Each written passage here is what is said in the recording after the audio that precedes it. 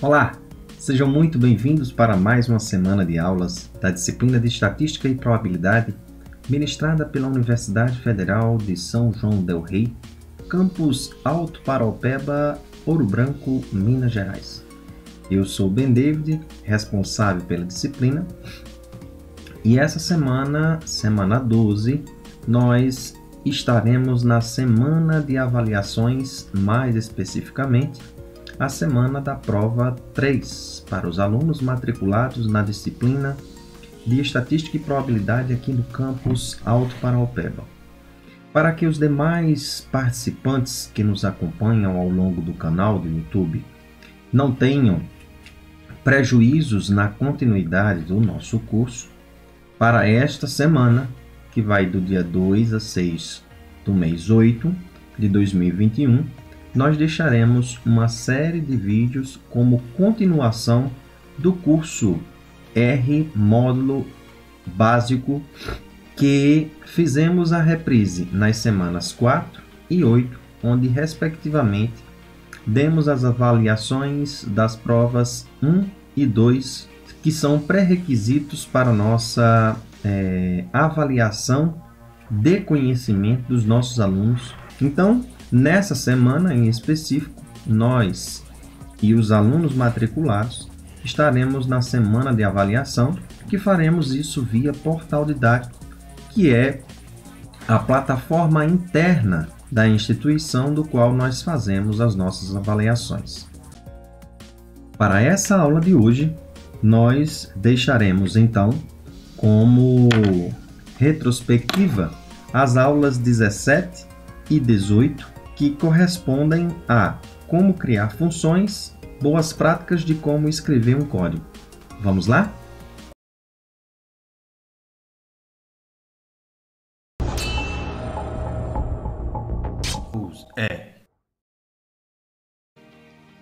Olá, eu sou o Ben David e estamos com mais uma videoaula sobre o curso R, módulo Programação em R nível básico. Hoje nós estamos com a aula 17, como criar funções. Para mais detalhes, entre na página do curso bendavid.github.io/curso R, em que aqui nesse material, na barra de navegação, vocês vêm aqui em material, e em material vocês vão na opção básico, e aqui em básico vocês vêm na seção aqui no sumário em como criar funções.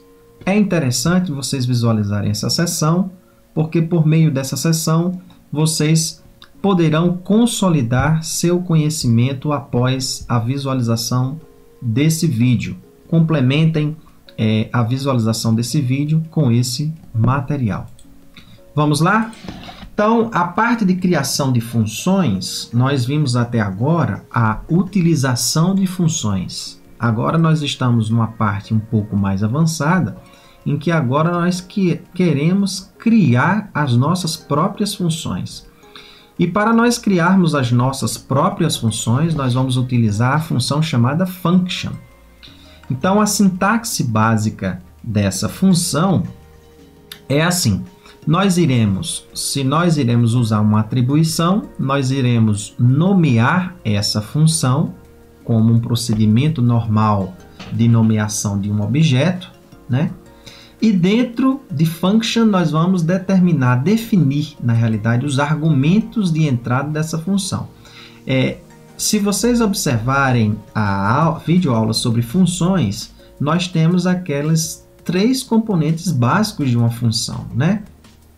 Aqui nós temos a forma usual, né, com as chaves, em que lá dentro nós vamos colocar o corpo da função, ou de forma simplificada, sem essas chaves, quando a expressão dentro do corpo é simples, é pequena, em uma linha de comando se consegue, então você pode usar a forma simplificada. Então nós podemos utilizar os 3 componentes básicos de uma função.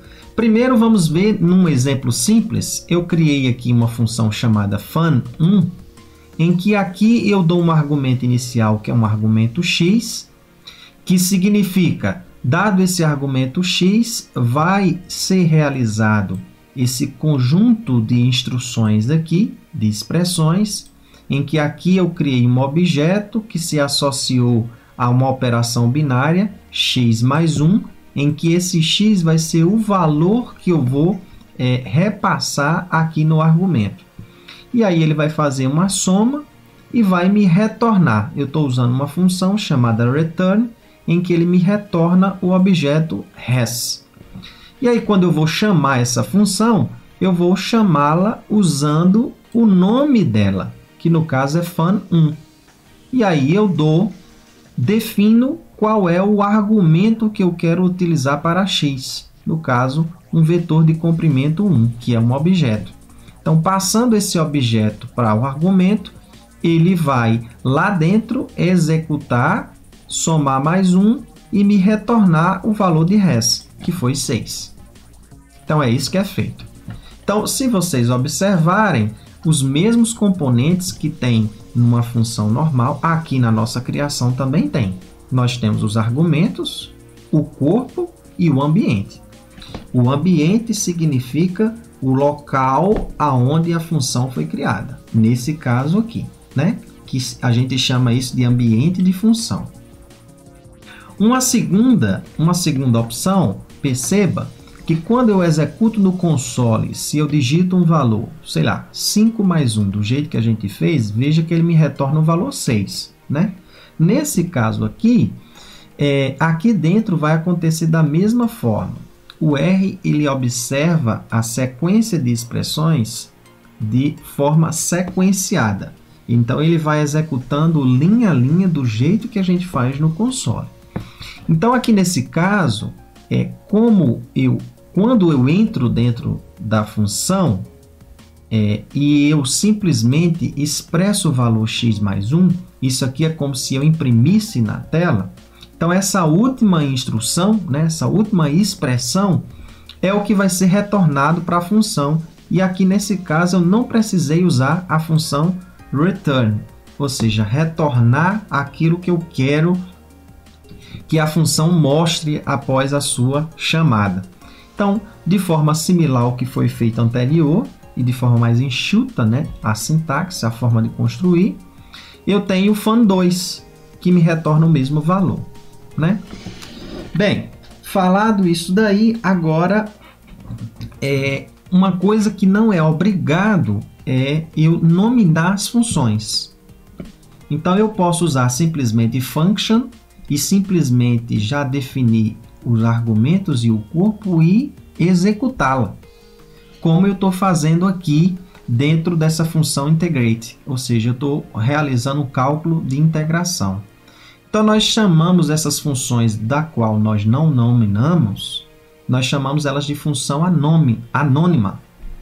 Então, aqui nessa situação, eu estou pegando esse argumento aqui, f, e dentro dele eu estou definindo uma função, em que essa função ela é x ao quadrado, que é essa parte interna aqui, ó, da integração.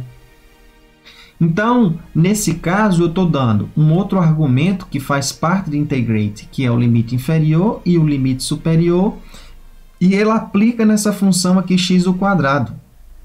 Automaticamente, ele já repassa para essa função esse limite inferior, faz o cálculo de integração e me retorna o valor 1/3, que aqui ele está me dando em casas decimais, 0,33333.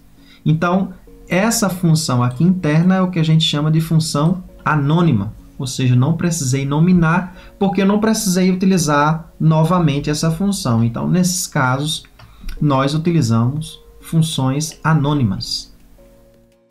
Bem, aqui pegando esse gancho, nós vamos entrar para aqueles 3 tipos que nós falamos lá em funções de chamadas de função. Então, eu estou aqui com uma sequência de funções e nessa sequência de funções eu estou fazendo alguns passos para o cálculo do meu desvio padrão. Deixa eu só dar uma olhada aqui. Exato. Então, aqui primeiro o que foi que eu fiz? Eu peguei, aqui específico é um vetor, né? Eu peguei um vetor e subtraí de cada elemento a sua média. Depois eu criei uma outra função, que essa outra função ela é x ao quadrado, ou seja, eu vou pegar todos os valores e elevar ao quadrado.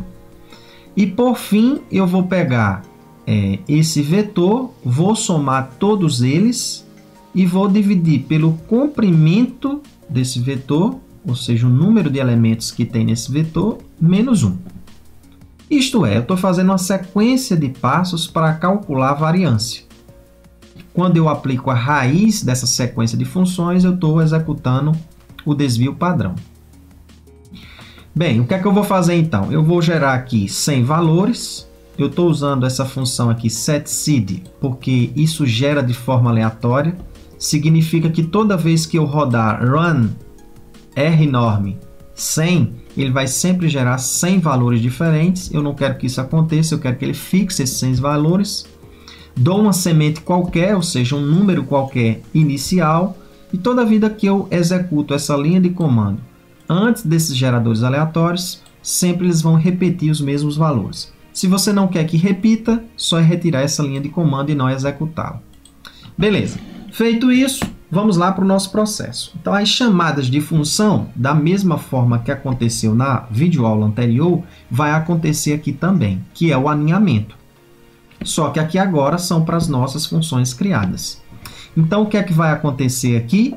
Eu vou executar primeiro o AUX1, jogar o resultado dentro do AUX2, o AUX2 vai executar, jogar dentro do AUX3 e, por fim, o resultado de AUX3 vai jogar no primeiro argumento da função raiz quadrada. Ou seja, o que foi que eu fiz aqui? O AUX1, eu peguei todos os valores e subtraí da média. Todos esses valores eu joguei dentro de AUX2, isto é, essa diferença eu elevei ao quadrado. E por fim, isso tudo é um vetor, ó. E por fim, peguei todos esses valores e elevei ao quadrado, peguei a soma deles, verifiquei quantos elementos tinha e realizei essa operação. Isto é, peguei a soma desses valores ao quadrado e dividi por n menos 1, ou seja, o número de elementos menos 1. Eu computei, na realidade, a variância. Lá no final, quando eu peguei o valor da variância, eu só apliquei a raiz quadrada, ou seja, nesse resultado, e coloquei no primeiro argumento de sqrt, e apliquei a raiz quadrada. Ele me retorna o valor do desvio padrão. Então, veja que é o resultado de uma função sendo utilizada no argumento de outra função. É o que a gente chama de chamada de função do tipo de aninhamento. Se eu quisesse guardar esses passos e ir fazendo atualizações de modo intermediário, eu poderia utilizar esse mesmo resultado e obter assim. AUX1, eu peguei o resultado e associei com DP, e aí esse resultado de DP eu jogo dentro de AUX2 e atualizo o DP. Esse DP já foi atualizado, eu jogo dentro de AUX3 e eu atualizo o DP. E aí isso eu faço essas atualizações, ou seja, eu não estou conseguindo. Perceba que agora eu estou atualizando o nome de DP, associando a objetos diferentes, está sendo criado, né? Que ao final eu tenho o desvio padrão. Se você quisesse algum resultado desses passos, o que era interessante era você mudar o nome do objeto, né? Para que você pudesse recuperar, por exemplo, o resultado de AUX2. Então, você poderia colocar aqui DP1, DP2, DP3, DP4, DP5. Agora, claro, teria que atualizar dentro das funções que está recebendo, né? Se aqui você colocasse DP1, aqui dentro de AUX2 deveria ser DP1. Aqui DP2, jogaria DP2 para cá e assim sucessivamente. Se você quisesse recuperar os resultados intermediários.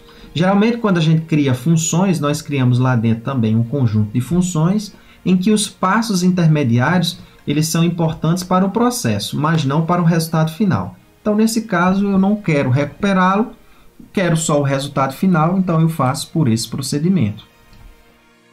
Beleza. Por fim, nós temos a chamada de função usando o operador pip. lá do pacote que nós vimos na videoaula anterior, que é o Magre TTR, né? Então, vocês dão uma olhada lá na videoaula de funções que nós comentamos sobre esse tipo de operador unário. Então, da mesma forma, as três chamadas. Temos coisas aqui importantes ainda para visualizar que nós não vimos na parte da videoaula de funções, que é o seguinte. Aqui nesse caso, eu criei uma função hashDesc, em que, usando agora de modo mais refinado do que nós utilizamos lá nas estruturas de controle, na videoaula de estruturas de controle, eu estou criando uma função agora em que eu vou entrar com o vetor e vou dizer qual é a medida descritiva que eu quero utilizar. Aqui, a medida descritiva que eu quero utilizar, ou vai ser média, mediana ou média aparada. Nesse caso, o que é que vai acontecer? Eu criei essa função, aqui dentro eu coloquei essa condição, usei esse controle, essa estrutura de controle que é o switch. Se vocês tiverem dúvida, deem uma videoaula nessa aula sobre controles e estruturas de controle. E por fim, eu armazeno ela em res e eu retorno res. Beleza.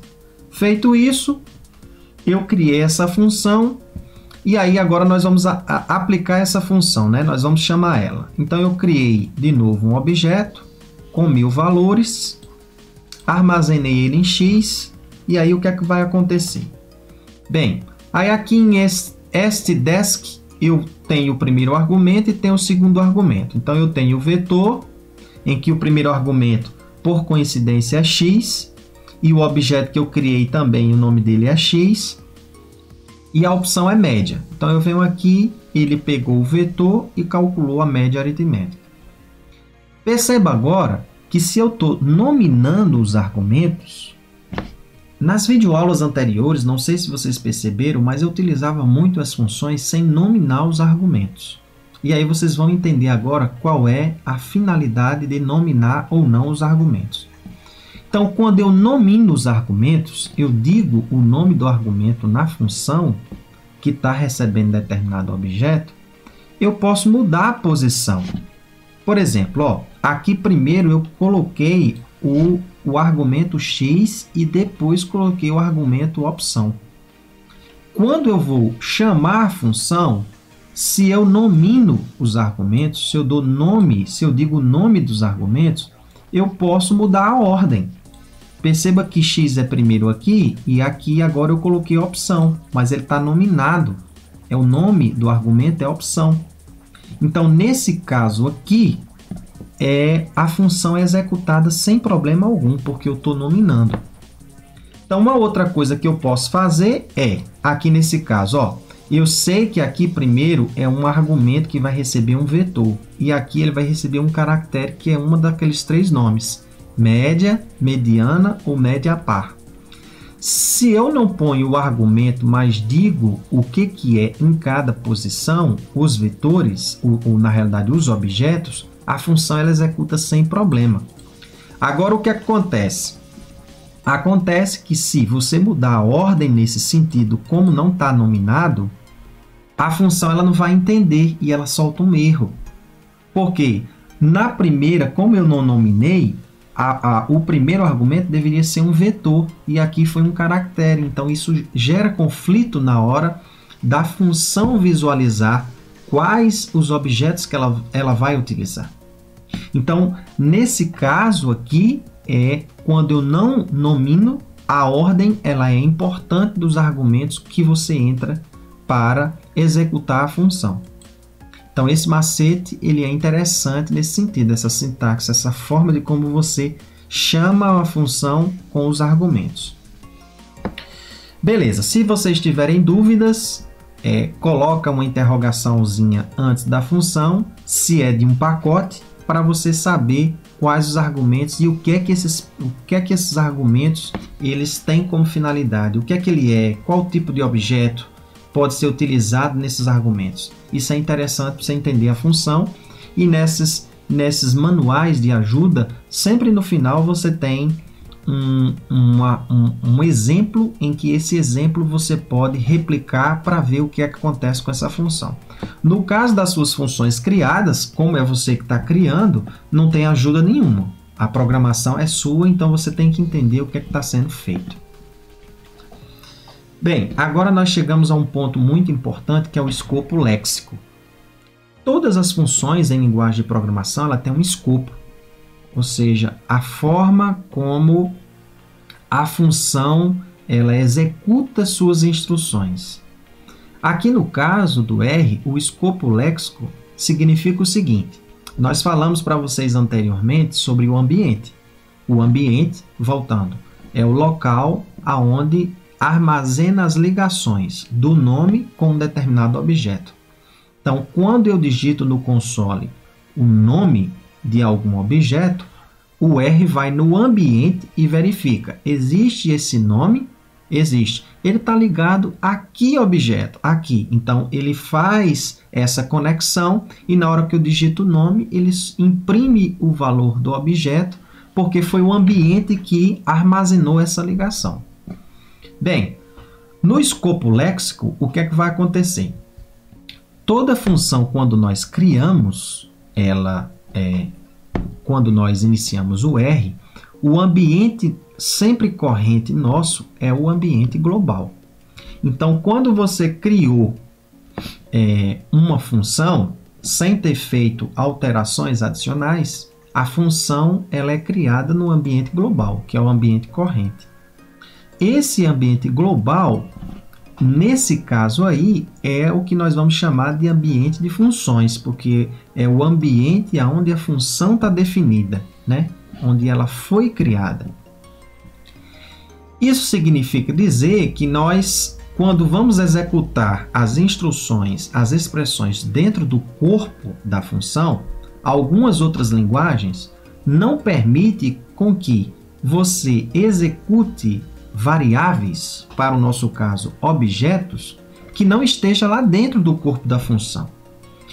Então, no caso, o escopo léxico no R significa que se houver variáveis no ambiente de funções, isto é, no ambiente onde a função foi definida, e lá dentro do corpo da função eu não tiver o nome dessa variável, mas ela está no ambiente de funções, o escopo léxico permite com que essa função ela chame esse objeto para dentro dessa função. É essa flexibilidade e é todo esse norte que faz com que, por exemplo, funções que não estão definidas ou objetos que não estão definidos dentro de funções, elas consigam ser acessadas devido ao escopo léxico. Isso é todo o norte que tem dentro da linguagem de programação no R.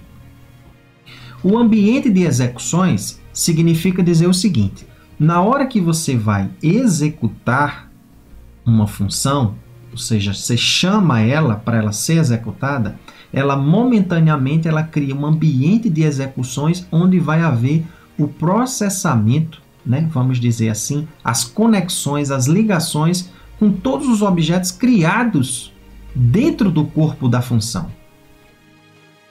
Então vamos lá para vocês entenderem e concretizarem essas definições. Para dúvidas, acessem o nosso material lá da página do curso.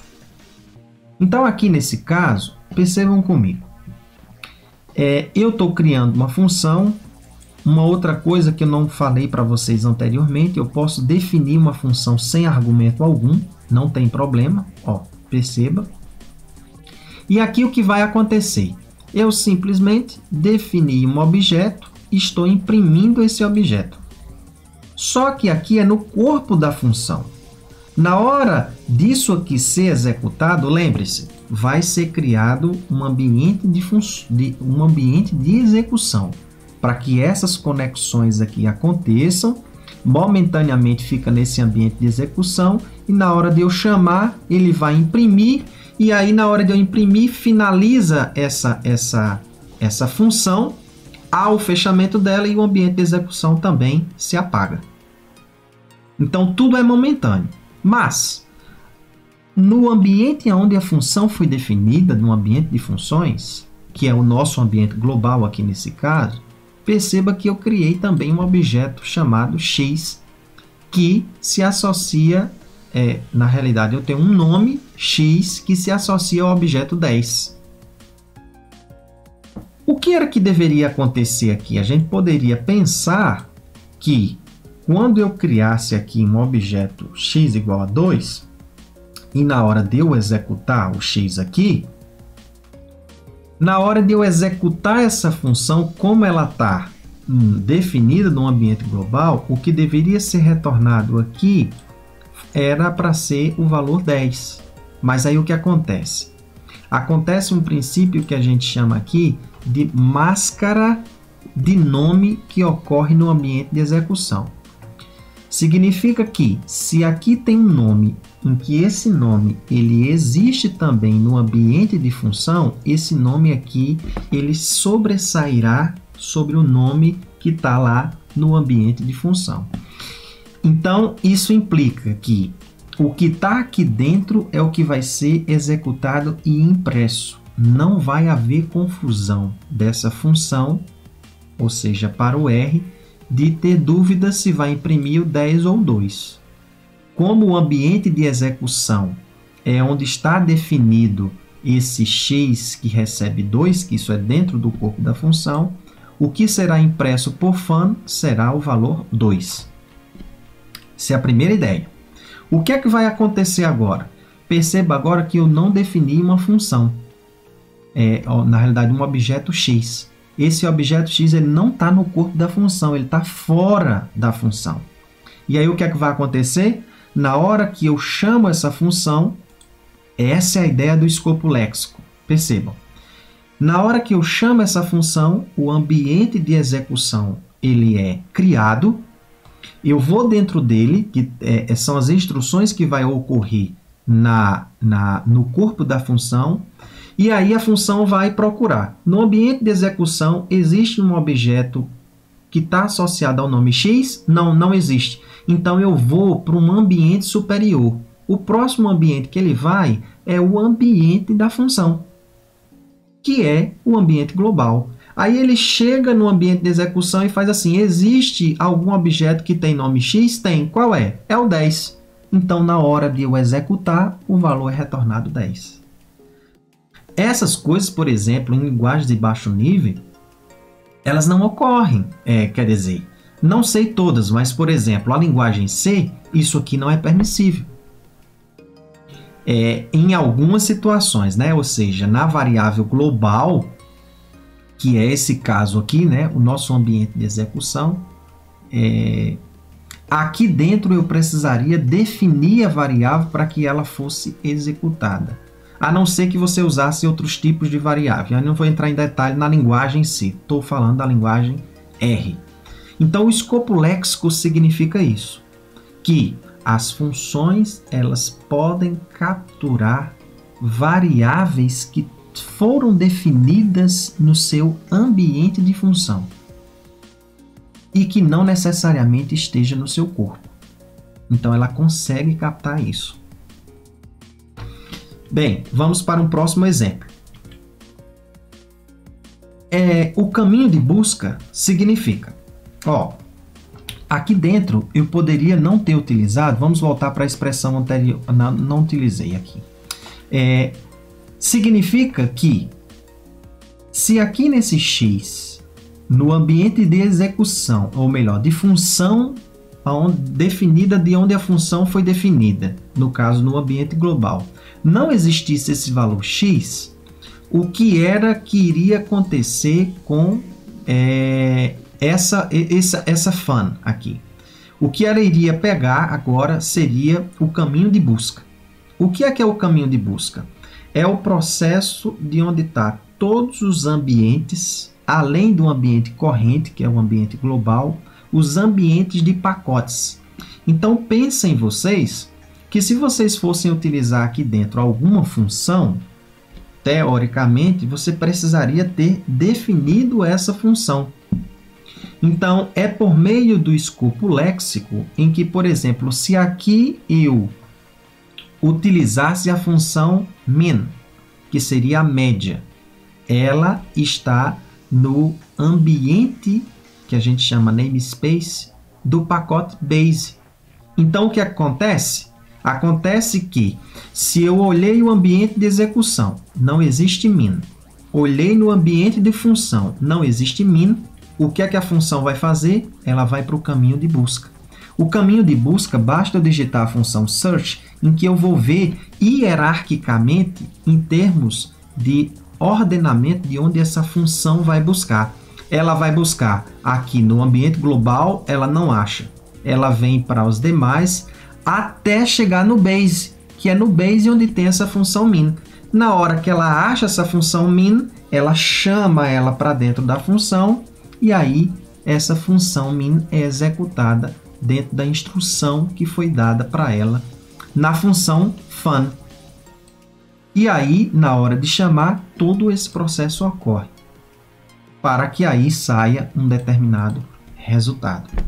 Então, veja todo esse procedimento. Então, pode ser que vocês não tivessem se atentado, e é nesse sentido em que, por exemplo, quando vocês usam uma função chamada attach, em que ela entra para o caminho de busca, pode haver conflitos de nomes de objetos. Isso nós vamos ver no módulo intermediário.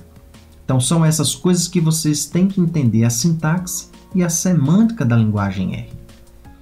Bem, uma outra coisa que acontece em termos de pesquisa dinâmica é a execução da função, ou seja, o processo que ocorre dentro do corpo da função, ela não é executada quando a função é definida.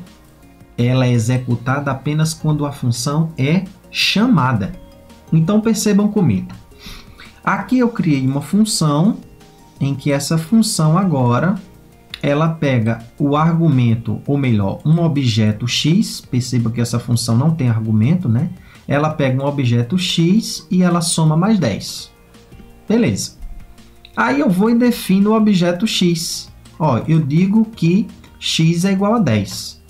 O que é que vai acontecer? Na hora de eu chamar fun, o que é que acontece? Cria-se o ambiente de execução. O ambiente de execução, ele olha para os nomes e pergunta: existe esse nome x? Não existe. Vou para o ambiente de função. Ah, no ambiente de função tem um objeto, tem um nome x que está associado ao objeto 10. Aí o que acontece? Eu pego 10 mais 10 e retorno 20. Beleza. O que era para acontecer agora? Ah, eu criei um outro objeto. Teoricamente, se aqui eu botei o x igual a 10, a gente poderia pensar que esse 10 ficou aqui dentro e o valor vai ser sempre 20, porque eu acionei a primeira vez. Mas não. Uma vez que nós finalizamos a execução, o ambiente de execução ele foi apagado, né? E aí o que acontece? Se eu chamar a função fun de novo, cria-se um novo ambiente de execução. Então, o que é que vai acontecer? Eu vim aqui na próxima linha de comando e criei agora um objeto em que x, agora o nome, se associa ao objeto 20. O que acontece na hora que eu chamo fun novamente, ele não olha mais para o 10. Ele vem e vai olhar para o valor 20, soma mais 10 e o resultado agora é 30. Então, isso é uma característica do escopo léxico que a gente chama de pesquisa dinâmica. Significa que, na hora que eu chamo uma função, a pesquisa em que a função irá fazer para os nomes, elas só são procuradas quando a função é executada e não quando ela é definida. Isso tem que estar claro para vocês. Por fim, observem comigo. Eu criei aqui um objeto e nesse objeto eu criei também uma função, que é um outro objeto chamado fun, em que aqui dentro eu faço o seguinte, ó. Eu não dei argumento também para essa função, mas eu disse que eu vou pegar um objeto n, somo mais 1 e atualizo n. Por fim, eu imprimo n na tela do console quando essa função é chamada. Aí o que acontece? Quando eu venho aqui, eu chamo o fun. Na hora que eu chamo o fun, como eu já vi o objeto n igual a 1, o que acontece? Cria-se um ambiente de execução. O ambiente de execução, ele olha para, na realidade, a função olha para esse ambiente e verifica. Existe um nome chamado n no ambiente de execução? Não existe não. Então eu vou para um ambiente superior, que é o ambiente da função. Existe um objeto, um nome n, que está associado a algum objeto? Existe. O n está associado ao objeto 1. Então o que é que ele faz? Ele vai e opera essa soma, n mais 1, sendo que esse mais é uma função em que ele correu o ambiente de execução de função e foi para o caminho de busca pegar lá no pacote base essa função e vai realizar essa operação para atualizar n e depois imprimir n. Então o valor deu 2. O que aconteceu com o ambiente de execução? Apagou. Quando eu chamo essa função de novo, o que a gente poderia pensar? Ah, o n é 2. Ah, como o n é 2, o que é que ele deveria fazer aqui? 2 mais 1, 3, e na hora de imprimir, imprimia 3. Mas não, ele imprime 2 de novo. Porque o que acontece? O que aconteceu num processo de execução anterior na chamada de função, ela é independente do próximo. Isso não tem atualização nenhuma, ela começa tudo de novo. Por isso é uma outra característica do escopo Lexo que a gente chama de novo começo. É como se ela não tivesse enxergado que existisse ou tivesse atualizado esse n. Ele simplesmente vai e olha para o n que está definido no ambiente da função de novo, porque ele não acha no ambiente de execução, e de novo ele imprime 2. Então todos esses recursos, se você pensa em algo como programação, muito provavelmente você pode cair em problemas, em erros futuramente, porque você não entende essa parte da sintaxe semântica que tem nas funções da linguagem R. Existem muito mais coisas, mas aí você tem que ler o material, porque lá e também para os próximos módulos, porque nós detalharemos muito mais sobre um objeto tão importante como a função. Então, essa foi a videoaula de hoje. Se tiverem dúvidas, mandem as dúvidas aqui na descrição ou entrem em contato conosco por e-mail e até a próxima aula.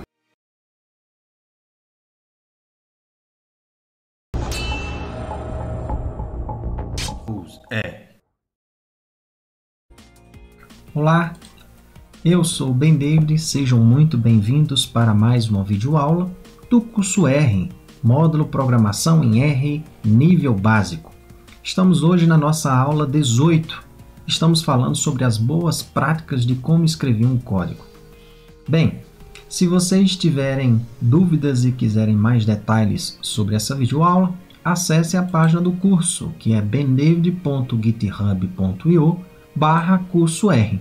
Você vem aqui na barra de navegação, em material, e escolhe a opção básico. Na opção básico você tem todo o material do curso para esse módulo. Nessa aula de hoje, vocês podem, para consolidar o conhecimento de vocês, chegar na seção das boas práticas de como escrever um código. Aqui nós falamos um pouco mais detalhado sobre alguns recursos que nós temos para tentar melhorar a escrita do nosso código, em que nós falaremos de modo bem superficial nessa videoaula.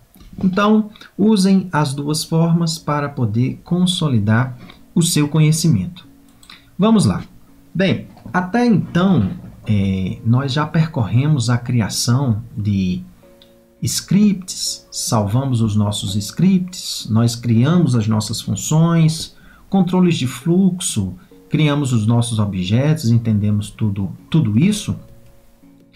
E aí, a gente sempre, quando escreve essas linhas de comando, a gente pensa em armazenar, né? No nosso script, no nosso ponto R, com um objetivo básico, né? A gente tem dois pensamentos. Ou você irá fazer o compartilhamento, guardar isso para futuras consultas, ou você vai fazer um compartilhamento desse código para análise com algum outro companheiro de trabalho, etc.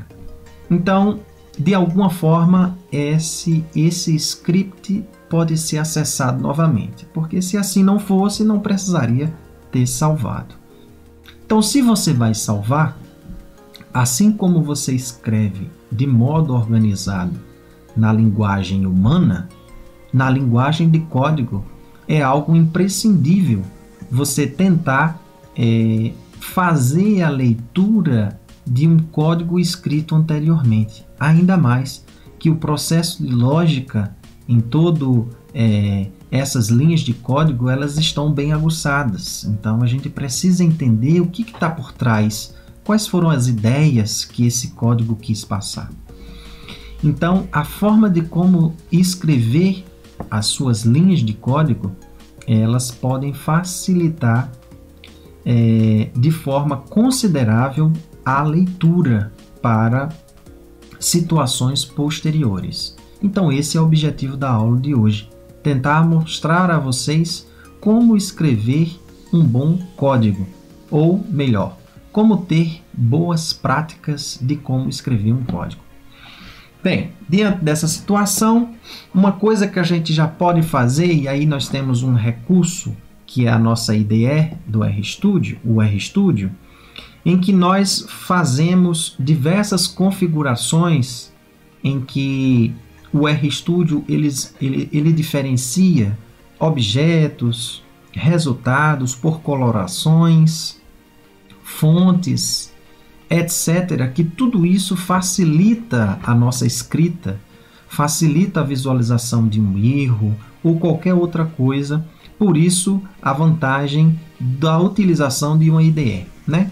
Para você fazer essas atualizações, bem como separação, espaços de elementos dentro de uma linha, espaços de linhas, tudo isso a gente consegue ter recursos no RStudio para poder facilitar essas operações, vamos dizer assim, né? Essas configurações. Então o que você pode fazer no RStudio é vir em Tools, lá no menu, Global Options, Encode, e aqui nós temos as opções específicas para nós marcarmos essas opções, que quando você marcar essas opções, aqui a gente poderia mostrar para vocês no RStudio, aqui eu tenho uma análise anterior, aqui em Tools, em Global Options, todos esses recursos que vão aparecer aqui para nós, em Code, em que nós temos o Editing, nós temos o Diagnostic e temos também o Display, e eu aciono todos aqui, ó, nessa parte geral, no Display todos em geral, e aqui no diagnóstico todos em geral. Se você não quer tudo isso acionado, pelo menos o guia de estilos de diagnóstico do R, ele é interessante. E aí, por fim, eu aplico. Uma vez que você faz isso, perceba aqui essas renderizações, essa formatação que se apresenta para mim no RStudio, que ao passo que quando você começa a escrever determinados comandos, funções, em que você formata, por exemplo, usando aqui a função for, em que você dá condições à função for para uma determinada situação, em que você usa um espaçamento específico, em que esse espaçamento ele não está condizente, que gera algum problema, perceba os pontinhos que são gerados aqui, que ele mostra tudo isso, e eu começo a escrever qualquer coisa, sei lá, I mais 1, né? E aqui eu saio dessa condição, esses espaços aqui de formatação que a gente começa a escrever, nós somos auxiliados por mensagens que ocorrem aqui no RStudio. Então isso pode facilitar de forma considerável um suposto erro, alguma formatação. Então depois que você se ambientar nesse sentido, a leitura posterior ela vai facilitar demais, além da agregação de um comentário. Mas vamos seguir sequência do que nós estamos falando sobre essa questão das boas práticas.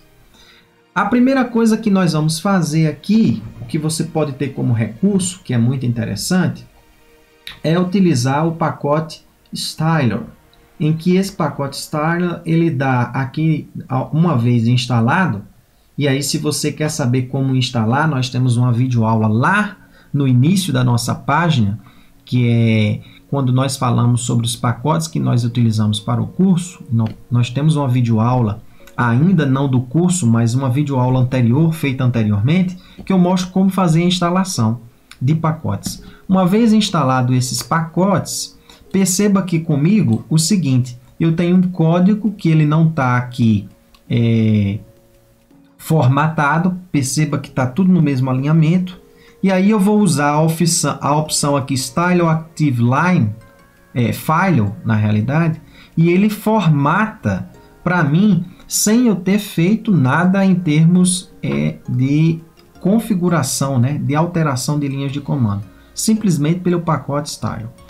Se vocês querem mais detalhes sobre isso, é interessante, eu deixei links lá na página para você ver quais os recursos que você tem para esse tipo de formatação, para um bom estilo de escrita de código. Bem, feitas essas considerações, vamos lá. A primeira coisa que nós vamos começar para uma boa escrita de código é a questão do nome dos arquivos. Prefiram nomes de arquivos curtos, resumidos, em que não haja espaços, acentos que estejam fora da codificação ESC, porque tudo isso pode gerar conflitos na hora de uma leitura, na hora de você carregar. E ainda mais, evitem nomes compostos, nomes muito grandes. Então, mesmo perceba que um computador ou um programa, ele vai fazer uma leitura e à medida que você entrega para um programa coisas mais complexas, mais trabalho ela terá para tentar entender. Então aqui nesse caso, uma coisa é o nome e outra coisa interessante são as extensões. Convencione a extensão .r com letra maiúscula. É uma forma convencional do que você utilizar o R com letra minúscula. Essas ideias aqui de organização é a mesma do que você usa, lá no final nós vamos falar, mas já antecipo, da atribuição que você usa a flechinha do que a igualdade. O resultado vai ser o mesmo, mas é questão de organização. Claro que isso tudo que eu estou repassando não é que você deve seguir, mas são recomendações. Uma outra coisa que a gente faz que é imprescindível os comentários. Então, toda linha de comando ou uma sequência que tenha uma finalidade, comente, porque futuramente você vai voltar. Imagine que aquilo está tudo empilhado, sequenciado e tem tantas ideias por trás. Se você não comentou, vai passar muitas horas para fazer a leitura desse código para tentar entender o que é que você quis dizer ou quis repassar com aquelas linhas de comando. Então, para cada linha de comando aqui, eu comento, criei um objeto X e aqui eu estou calculando a média. Então, aqui é uma coisa mais trivial, mas quando você passa a ter diversas linhas de comando, isso passa a fazer diferença. Uma outra coisa que eu já comentei anteriormente são os nomes de objetos. Bem, aqui a gente pode complementar de vocês também evitarem nomes com letras maiúsculas e minúsculas. Inclusive, quando vocês chegarem na seção de desenvolvimento de pacotes, lá no módulo avançado, os meus primeiros pacotes, eu fiz muito isso, mas não percebia. Quando a gente estuda com certa profundidade, você vê até por questão de utilização do pacote, você escrever letras maiúsculas e minúsculas é muito comum disso gerar um erro. Pense quando você usa funções dessa forma, às vezes você retorna diversos erros porque diz que a função não existe quando na realidade foi uma letra maiúscula, e você tem que perceber que os nomes no R, letra maiúscula e minúscula, tem diferenciação. Então evitem isso. deem preferência para nomes curtos, resumidos e tudo minúsculo. Evitem as letras juntas, né? Maiúscula e minúscula ao mesmo tempo em um determinado nome de objeto.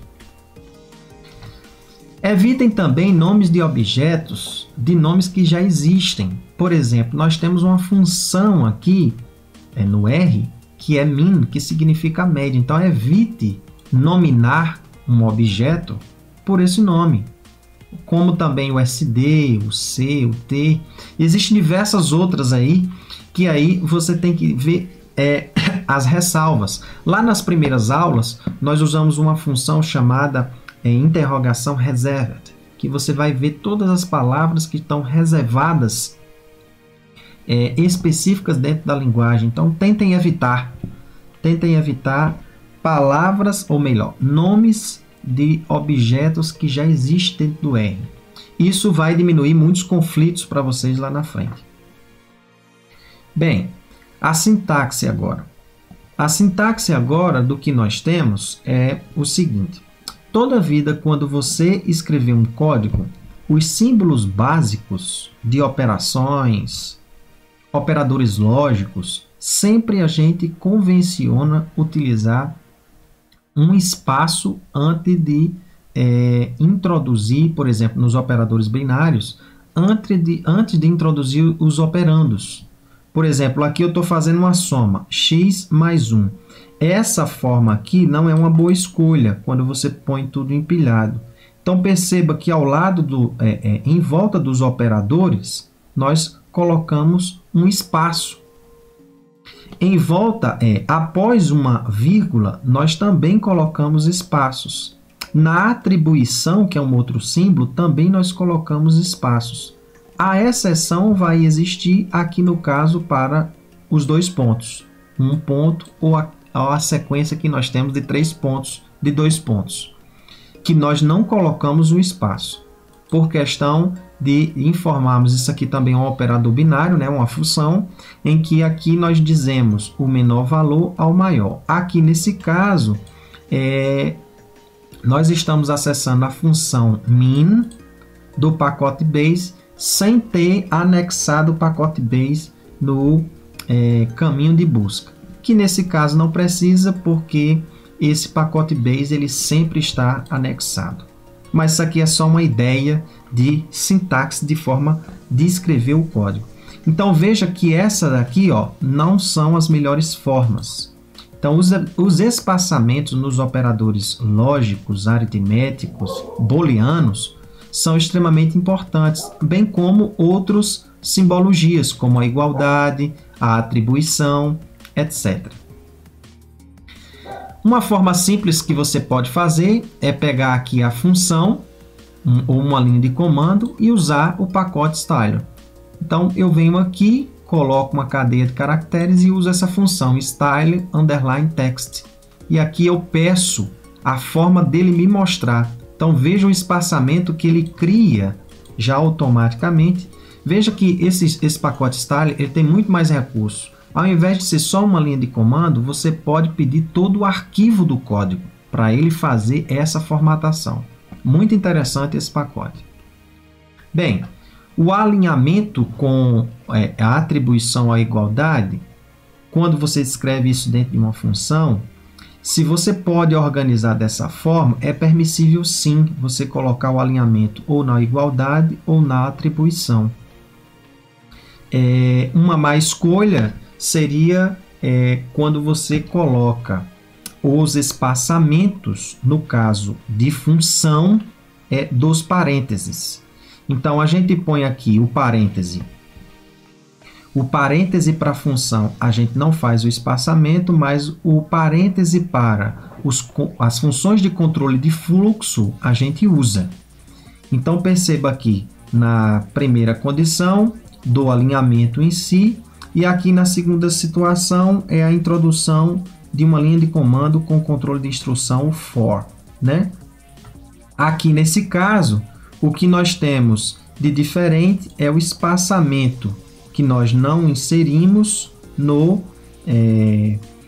for na abertura do parêntese para o fechamento do parêntese.